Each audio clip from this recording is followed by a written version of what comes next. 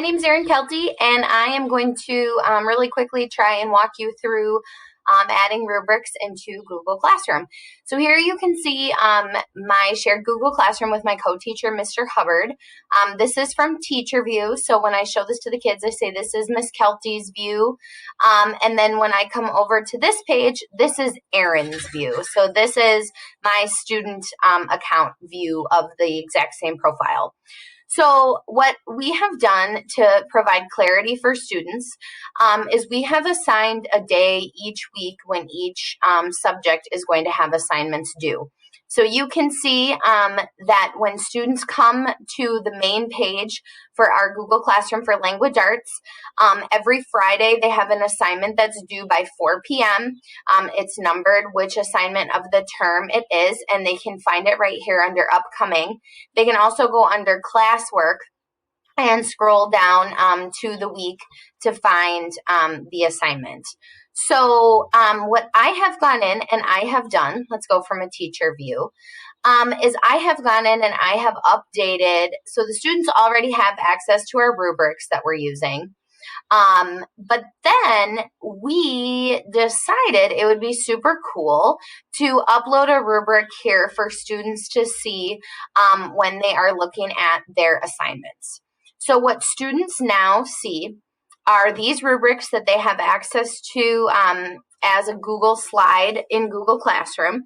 But then also what they will see is a rubric when they come in and they look at their assignment. So you can see I've already sort of started practicing this with my personal account. So currently I'm in here as a teacher. So you can see I have the key ideas and details, the writing, the craft and structure, and the language. So I can click the down menu and I can see what criteria there is for advanced, proficient, basic, and below basic. And let's say I'm looking at pretend the student Erin Kelty filled this out, and I'm looking at it and I say, wow, okay, this student is definitely beginning to understand figurative language. They're beginning to interpret it. I'm going to hit basic here. And then I'm going to scroll down to, or I'm going to scroll up, I guess, and I'm going to click on craft and structure. Okay, let's see. I'm noticing that this student is just beginning to understand how the point of view impacts the story. They're just starting to understand how, the who is impacting the why and the how, and they're just sort of starting to interpret words and phrases as they're being used in the text. So I'm going to go ahead and click that. And I'm going to scroll up again, and, I do the whole thing for grading. Let's say on key ideas and details, they did a super duper awesome job. We look at it again, right? They're able to explain what the text is saying explicitly and make logical inferences from it. They're able to support their ideas with specific text evidence. Awesome. Give them a 4, and I don't know, they earned a 3 there. So they got a 4, a 3, a 2, and a 2. Awesome. Then we can see that the teacher here, that's, Miss Kelty, has made a comment, blah, blah, blah, telling the student, what they can improve and what they can do, all that kind of fun stuff. So from the student view, when I go in as a student, here is my assignment, and it looks like I've turned it in. I can go ahead and click on it, right? Oh, maybe I haven't turned it in, so I click turn in. And I want to turn it into my teacher. I'm turning it in before 4 o'clock, so my teacher is not going to get a message that it's late or anything like that. So I'm going to go back in as a teacher.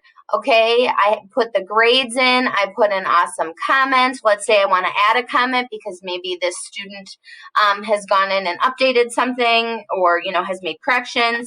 Great corrections for key ideas and, key ideas and details, cool beans, post, cool.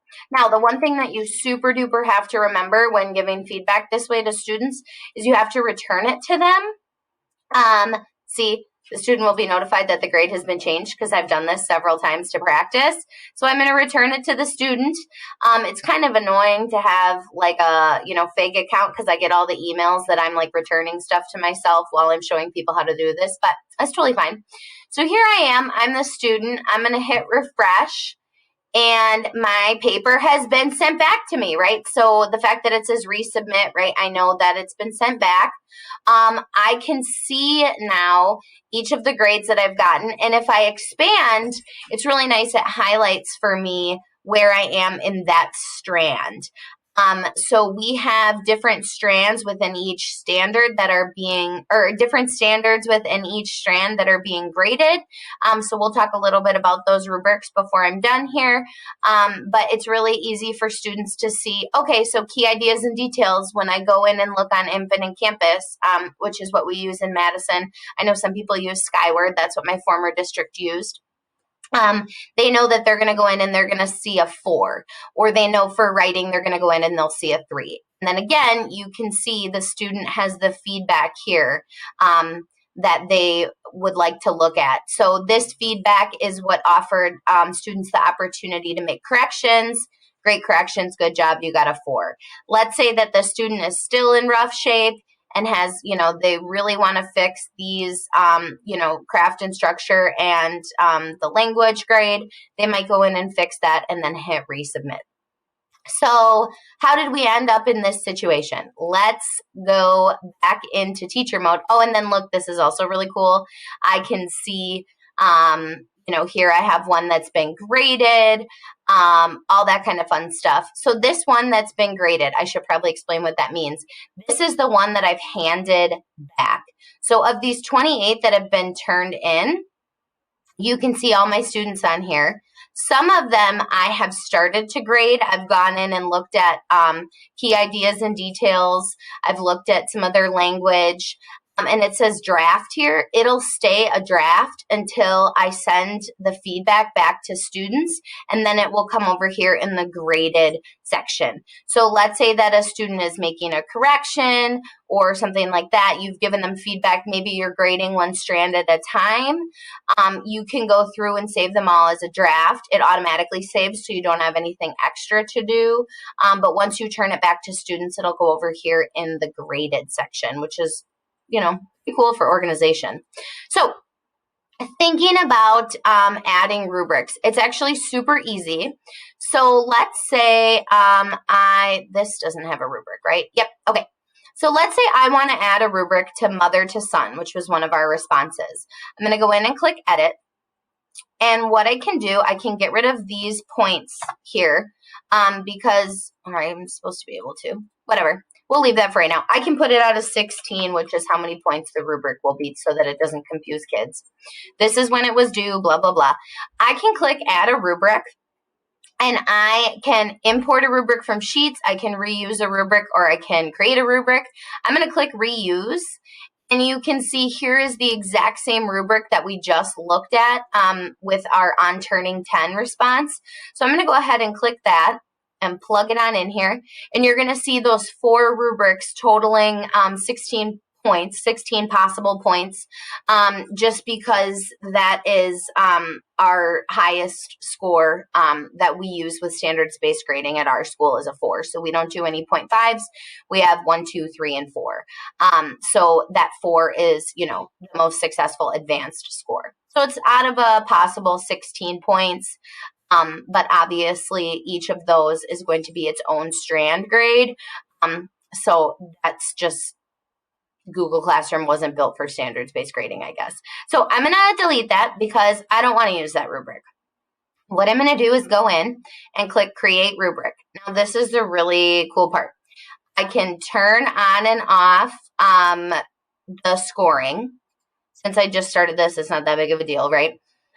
Let's say I want to make this section for language, right? This section is going to be for language, which means I'm looking in this particular case, in this particular unit, I'm looking at figurative language and students' interpretation of multi-meaning or multiple meaning words.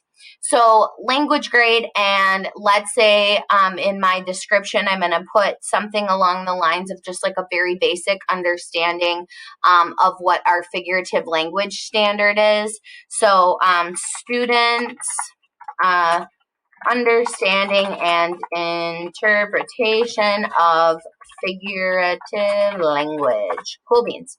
Now, this is where the rubric comes in. So I have 4 possible scores.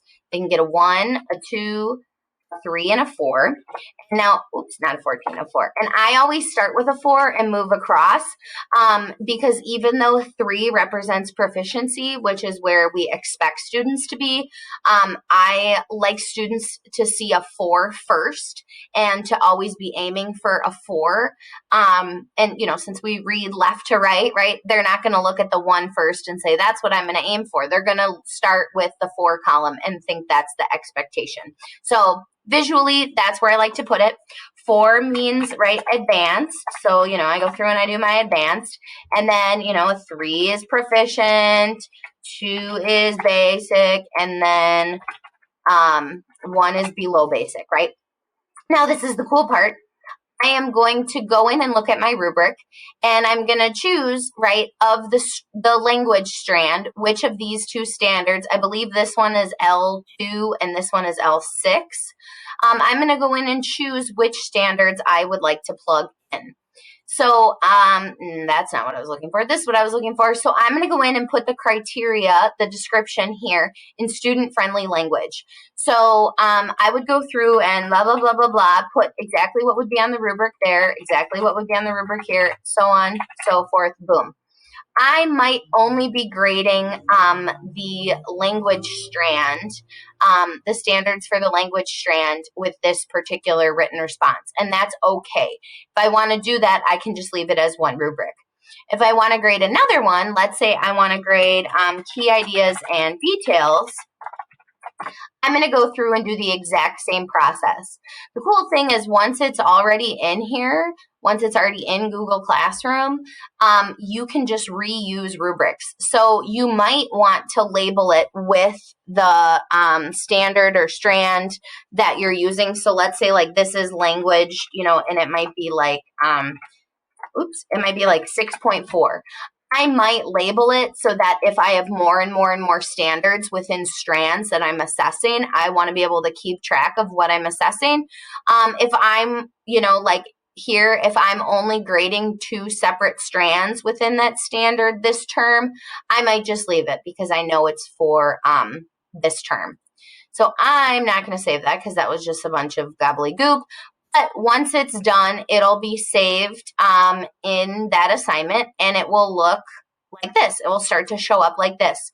So again, once all of that is in there, students will see when they submit their paper or even before they submit it. So you can see this one, was the one I sent back to myself, so it wasn't submitted.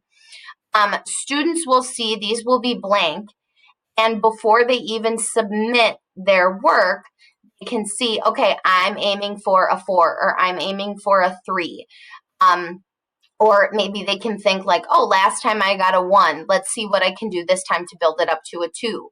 And they can see all of the different success criteria before submitting their materials. So with that being said, if you have questions, comments, concerns, or issues, you can just, give me a holler. I'd love to help you out. Yeah, that's all I got.